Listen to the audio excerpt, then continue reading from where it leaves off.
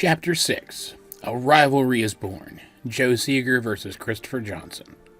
The two fighters danced around the entirety of the arena that was their stage. Energy crackled between them. Each time they touched each other, miniature bolts of lightning lanced outward from the point of impact, jumping to the edges of the arena and traveling up, clashing with the energy field that the competing energy of the two fighters fed. It was the first time so far all fight that the Mega Dojo's unique technology had come into use, and the crowd was thankful for it. Many of them flinched and drew away from the action, until they were reminded that there was no need to be afraid. They could enjoy the action taking place before them without worrying about being affected by it. Not that there was much to see at the moment. Joe and her opponent were pushing their speed to the maximum. They were moving about so quickly that an outside observer barely had time to pin down where they were before they had already moved 2 or 3 more times. It was exciting at first, but as the fight dragged on, it didn't offer much of interest to look at. Then something changed. The two fighters flickered into view. They skid to a stop in the center of the arena. Both of their auras were still burning brightly, but Joe's fluttered irregularly, while Christopher's remained completely unchanged. Likewise, Christopher showed no outward signs of exertion, save for a slightly elevated rate of breathing. He showed no injuries, and his stance was as casual as before. In contrast, Joe looked significantly more battered and bruised than she had before, and was breathing heavily. As the two drew to a stop, Joe drew back her right fist and struck with all the strength that she could muster, aiming right for Christopher's jaw. He raised both arms and crossed them in front of his face. The impact of Joe's attack was enough to push him back nearly to the edge of the arena, but he was, overall, completely unharmed. Yet, he wasn't out of danger. Just as soon as he had managed to find his footing again, Joe pressed him and launched a follow-up attack. She was suddenly directly in front of him, driving her right knee upward underneath Christopher's guarding arms and striking him in the chest. He was thrown upward and back, his feet sailing several inches off the floor. Taken aback, Christopher wasn't able to defend as Joe shuffled to the side and drove a right hook right into the side of his face. He was knocked sideways, his feet flailing from beneath him, but he never made it to the ground. Instead, he was struck in the gut by Joe's left knee with so much force that he was sent flying, only to land sprawled out on the arena floor, sliding the rest of the way to the arena boundary, stopping just short of falling past it. Her opponent downed, Joe stepped back and waited for the stout man to begin the count. As he had earlier when met with an unexpected turn of events, he took almost a full second to start. Joe didn't mind, though. She knew that, regardless of when the count began, it wouldn't matter. Her opponent wasn't going to stay down for long. She placed her hands back into her pockets as the count reached 2, and, as Joe had expected, Christopher Johnson pushed himself back up to his feet. "You're resilient," Joe told him. "I'm not sure how many times I hit you back there. Your defenses barely faltered the entire time. It doesn't even look like I've hurt you at all. That ice soul of yours really is impressive." "It is," Christopher told her, "but it comes with its downsides. It hampers my movements so much that keeping up with someone like you is almost impossible. I'm not sure how many times back there I had to choose between trying to score ahead and keeping ahead of your next attack." Joe had noticed that as well, and despite the fact that Christopher's aura looked just as strong as it had been since their fight began, she had also seen it falter more than once during their brief clash, and even again just now, just before she'd scored her hit on Christopher's jaw. Looking, she could even see a bruise forming there, just below the jawline. If she hadn't been looking for it, she might have missed it, but it did exist. Joe smiled and sighed with relief. "What are you so happy about?" Christopher asked, only half invested in the answer to his own question. "I was worried for a second," Joe answered, stepping back from Christopher as she spoke, until she stood once again in the arena center. "I just figured out how to beat you." She rushed forward again. If Christopher was surprised by her statement, or believed that she might be right, he didn't show it. He moved to meet Joe's attack, taking her first strike in the right breast. Joe recoiled and struck again. This time Christopher defended, but he did so casually, as if it didn't matter. As he did, though, his aura flickered. Joe watched it expectantly, and she saw what she'd been looking for. Her smile widened. She shuffled to the side so that Christopher was between her and the nearest of the 4 lights, situated at the 4 corners of the arena. As she passed into the shadow cast by Christopher's body, it was like she became a shadow, if only for a moment. A shocked Christopher reacted purely on instinct, raising his arms just in time to guard against the next thrust of Joe's fist. He hadn't even seen her move, and yet she was right on top of him, in a completely different stance than she'd been in less than an instant ago. Then, without warning, she was just gone. Christopher hadn't even had time to register her disappearance before he found himself flying forward, a sharp pain erupting from the small of his back. He was sent tumbling forward and landed sprawled out a few yards away. This time, it took him until the count of 7 to rise again, and even longer to straighten up completely. Joe was positively beaming with pride. "See," she explained, "when someone hits you in any part of your body when your aura's up, your aura folds over itself, right in that attack's path to cushion as much of the blow as it can. That's why it flickers. Your aura, it gets thicker in that one spot. but it tightens up everywhere else, thinning itself out. Then it springs back. But I noticed completely by accident when I hit your jaw that if someone is quick enough, they can get ahead of it before it snaps completely back into place, and they can hurt you. That's what I just did. I'm impressed, Christopher replied, smiling right back at her. But in this point, I'm less interested in how you hurt me than I am in how you moved like that. You didn't even seem to exist for half a second or so, and in that half second you changed stances without telegraphing your moves at all. I've seen techniques that allow a person to move almost instantly from place to place, but I've never seen anyone move quite like that before. Jo hesitated. If she told Christopher how her technique worked, he might be able to find a way around it, especially if he was telling the truth, and he had seen other step techniques before. However, with his aura hindering him, he couldn't hope to keep up with her technique, and she had figured out how to get around his defenses, so maybe it was only fair to even up the score a little bit. Besides, Jo was proud of her technique, and she didn't want to keep it a secret forever. It's called Shadow Step, she explained. It's a technique that I created that allows me to multiply my speed in quick bursts, without giving any indication of when and how I plan to move, by actually becoming like a shifting shadow. That's not the only reason you call it that, Christopher interjected, before Jo had a chance to say anything else. He met her eyes. You can only use it when you're standing in a direct shadow. Jo was taken aback. She wanted her technique known, but she didn't want the whole world to know how it worked, and yet Christopher had figured out its weakness after one use. How? She almost stammered.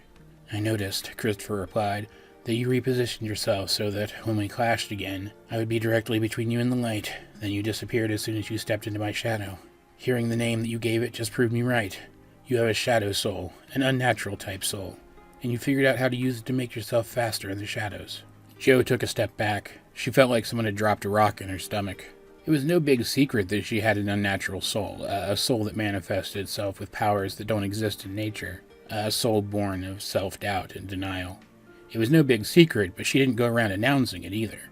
It was hard to tell what people would think when they found out. Most people with unnatural souls were just like everyone else. Their unnatural soul was born of no more than a childish insecurity that they had outgrown over time. A few, however, were different. Their unnatural souls were born of some evil impulse that the common person didn't share. Jo almost didn't blame those who immediately assumed the worst of anyone with an unnatural soul and shunned them. Almost. No judgment, Christopher added when he saw Jo's reaction. Truth is, I'm impressed. I heard that unnatural soul doesn't mix well with life energy. That when they mix, the energy that's created goes out of control. That makes your art even more impressive. He sounded genuine, like he really didn't care if Jo had an unnatural soul or not, but he wasn't the only person in the room. Jo was well aware of the crowd watching them.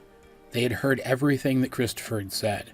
Most of them only seemed concerned with when the fight was going to continue, but Jo could see some of them murmuring to one another. She felt her face grow hot. She had to force herself to ignore them and focus once again on her opponent and their unfinished business. I'll admit, Christopher told Jo, even if I divide my attention between fighting you off and maneuvering you out of any direct shadows, you've still got my ice soul beat, hands down. I just don't have the speed or the offensive power to bridge the gap that your shadow step creates. Jo frowned. I sense a but coming.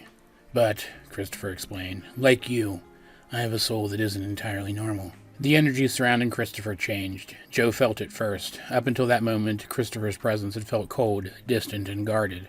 In an instant, that changed. He began to radiate warmth that put Jo on guard and made the hairs on her arms stand on end. Just him being there in front of her made her feel like she was growing too close to something that would burn her. It reminded her of when she would fight against Tucker. Jo hadn't even begun to internalize the sensation when this sudden difference in Christopher's energy turned outward. His calm, stable, icy blue aura flared out, turning red-hot and wild. A wave of heat rolled off of his body and singed Jo's cheeks like the beams of a direct summer sun on a cloudless day. Jo was astonished. The rest of the room was equally impressed. The revelation about the nature of Jo's soul all but forgotten. Even the other members of Christopher's team seemed surprised at the turn of events. I don't just have an ice soul, Christopher explained. I have a dual soul, fire and ice. Another wave of heat exploded from Christopher's location, and he launched toward Jo like a rocket. She was able to avoid the oncoming strike, just barely, by shuffling swiftly to the left. She did so on impulse, though. She hadn't even had a chance to internalize what she'd just seen yet. A dual soul. It wasn't unheard of, but it was so rare that she'd never expected to meet someone with one in person. This is my fire soul, Christopher announced as he bore down on Jo, unleashing a flurry of attacks that she was only barely able to either deflect or avoid. As much as my ice soul limits my speed and boosts my defense, my fire soul enhances my speed and boosts my offense. He drew back his right fist, wrapped it up in his red energy, and struck right at the center of Jo's torso. She couldn't avoid it, so she raised her arms to guard. The force of Christopher's attack knocked her arms right out of the way. She took a clear hit to the chest and was knocked backward. The air burst from Joe's lungs, and before she could recover, Christopher pressed his attack, driving an uppercut into Joe's gut, spinning in place and launching a kick right at her jaw. She managed to throw up her arms in time to cushion against the attack, but the force of the impact still sent her tumbling over sideways, sprawled across the arena floor. Her aura flickered, then disappeared. The stout man started counting the moment that Joe fell. Christopher's attack had been relentless. Joe was lying there, gulping down air to replace what he'd taken from her. She wasn't in any position to even consider getting back up. Christopher had all but won, and yet he didn't let his guard down. He'd seen how stubborn the Dueling Hearts could be. He stood back from Joe, his red aura still burning around him. Then, just as the count reached 7, Joe pushed herself up. Her lungs still burning, her chest aching, her arms throbbing, she sprung to her feet and then lunged. Prepared or not, Christopher had not expected that. He threw up his arms, and his red aura shuddered and changed back into his blue one. Joe's attack hit Christopher's guard with earth-shattering force, but Christopher barely budged. There was a burst of heat. Christopher's aura turned red again, and he countered, aiming for Joe's gut, but she sidestepped and spun in place, launching a back fist at the side of his head. His aura flashed blue again, and he raised his arm and deflected the strike, and then turned red again as he shuffled forward and threw a right hook at Joe's jaw. Christopher was faster than her old sparring partner Keith, by a wide margin, and yet, in that moment, Joe didn't see a difference between them. As Christopher's fist drew close, she leaned out of the way, ever so slightly, and the strike sailed over her shoulder. She reached up and gripped Christopher's wrist in her left hand as she thrust upward with her right, catching Christopher in his elbow. There was a loud pop, and Christopher staggered back, cradling his injured joint. Retreating like that was a reflex, one that took him less than a second to overcome, but in that second, Joe forced the energy of her soul to mix again with her life energy, multiplying in power. She bore down on that power with her entire will, even as she launched herself forward, and her aura flared to life around her once again. Christopher was taken aback. He'd never fought someone so persistent. Despite his surprise, though, as Joe approached, he didn't fall into what was undoubtedly her trap and use his newly injured arm to defend. He took a risk. Without shifting back to his ice aura, he deflected Joe's next attack, with significant effort, and launched a kick, backed by the full power of his fire soul, at Joe's sternum. Joe took the attack, allowing herself to be knocked back, using that momentum to flip backward and launch a kick of her own at Christopher's face. He blocked, but the force of the blow still sent him stumbling away. Joe pressed, and Christopher sidestepped and deflected another kick to the side. As Joe stepped past Christopher, though, Christopher was confused to see a triumphant smile pulling at his opponent's lips. She may have found her second wind and gotten a few hits in, but Christopher was still in considerably better shape. Why did she look like she'd won? It wasn't until Joe disappeared that Christopher realized that he'd allowed himself to be maneuvered into the very center of the arena. Between the overhead ceiling lights and the 4 bright lights at each of the arena's 4 corners, he was casting deep shadows in multiple directions. Before he knew it, he could feel the movement of the air around him as Joe jumped from one shadow to the next, surrounding him, boxing him in, and picking up momentum with each pass. Christopher turned, trying to pin down Joe's exact location. He couldn't see any hint of her from his perspective. Even the more distant crowd of spectators could only catch glimpses of shadowy purple streaks surging back and forth like shooting stars. But if Christopher could just find her, he might be able to push himself hard enough to catch her and disrupt her attack before she could find an opening to hit him with all of that built-up momentum. His aura turned icy blue, and he mixed the energy of his soul with his life energy again and seized hold of it, causing the aura to burn brighter. Some of his soul even crystallized into patches of transparent blue armor, making his defenses even stronger as his eyes darted around desperately. He could barely see something, the faintest trace of a shadow circling him. Then, just before he could pin down the pattern of that shadow's movements, Joe flickered into view directly in front of him. She hung in the air, her fist drawn back, her aura flaring, ready to strike, but she hesitated for just an instant too long, and she'd left her torso wide open. It isn't even possible to describe how relieved Christopher felt in that moment. His aura changed, turning red again, and he reached out to strike Joe's exposed torso with all of the strength that he had left. This meant dropping his defenses, but it didn't matter. There was no chance of his attack not connecting. He'd won. That's when his fist sailed right through Joe, and all of that relief turned sour. She used her speed, he realized, to create a lingering image of herself. The realization crossed his mind too slowly for him to do anything about it. The lingering image faded, and the real Joe flickered into view in his peripheral vision, her fist already an inch from his face. He didn't have time to change his aura. He'd been overconfident and left himself wide open, and his opponent had anticipated the whole thing. The force of Joe's final attack was substantial enough to send Christopher tumbling out of the arena entirely, and it was just as painful as that suggests. Yet, as Christopher fell, more than anything, he felt satisfied. Meanwhile, Joe skidded to a stop in the arena center. She took a second to catch her breath and drop her aura, and then her face lit up as it sunk in what she'd just accomplished. Christopher was a professional, a champion who hadn't suffered a single loss since the beginning of his career as a fighter, and she'd defeated him in front of an entire room full of people. She looked around as that same realization came upon the crowd and Joe's friends, and they began to cheer.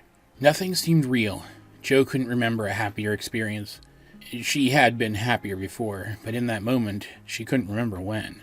She stood there in the center of the arena while the stout man announced her victory and basked in that glory until, finally, she was asked by the stout man to step down and the crowd began to disperse. It was then that fate, or karma, or whatever force in her life kept making things difficult for her, decided that Joe had had enough happiness for one day. As soon as she had stepped down beside the arena, the stout man approached her, and he didn't look particularly happy. "Excuse me," he said, in the way that someone tends to just before saying something monumentally offensive, "but I'm going to have to ask you and your team to leave immediately." "What?" Joe asked, genuinely perplexed. "Why?" "You didn't make this company aware, when you applied to win a place in this match, that you had an unnatural soul." Confusion turned to garden dispiritedness as Joe asked, "So?" "So," the stout man replied indignantly, "you had to know that this match would be used to promote this location. Quite frankly, our parent company, ProCorp, isn't the type to be associated with such people." By now, Joe was fuming. She felt a coldness seize her fast-beating heart, and she clenched her fists. It was everything that she could do to keep herself from hitting the stout man then and there, to keep her aura from flaring up around her again and knocking the stout man away. The stout man hadn't bothered to keep his voice down. The remaining crowd and the rest of Joe's team had all heard what he had said. They watched the two as if watching a train wreck, as if they didn't see any way to intervene and yet couldn't tear themselves away. "It's nothing against you personally," the stout man said pompously. "I don't know what lie you told yourself to turn your soul bad, but generally I think it's best not to take the chance that someone might misunderstand things. So, to avoid damaging this facility's reputation, you're being asked to leave and not return." Joe might have attacked him. She might have lost control. She'd never been so mistreated, so humiliated in her entire life. She was so angry that she was beginning to literally see red. She and the stout man were only saved by, of all people, Christopher Johnson. Beaten and bruised, he still carried himself with calm poise as he stepped up beside Joe and the stout man and said, simply, "Well, that's just stupid. My agent told me the ProCorp approached him and asked if I might be willing to consider promoting this place. If this facility has such backwards policies, then I guess I don't have to think too hard about the answer." He turned to Joe. He was hiding it well, but she could tell that he was almost as angry as she was. Despite the nature of the conversation, and all of the people still watching, he offered Joe his hand. Surprised, she took it. "I'm sorry I brought up your soul," Christopher told her. "If I hadn't, this probably wouldn't have happened. But I want to be clear that that was the best match I've ever had, and I'm proud to call you my rival. You better get stronger, because next time our teams fight, I won't make things so easy for you." He released her hand and walked away, straight toward the exit. The rest of his team joined him after a moment. The tall one, James, even took a second to flip the stout man off. Joe took one more look at the stout man. Christopher's words hadn't fixed everything, but they had curbed her anger. It helped that Christopher's threat to the company seemed to have put the stout man off guard. Without another word, Joe walked away as well, following in Christopher's footsteps, her team at her heels. She didn't even think about looking back.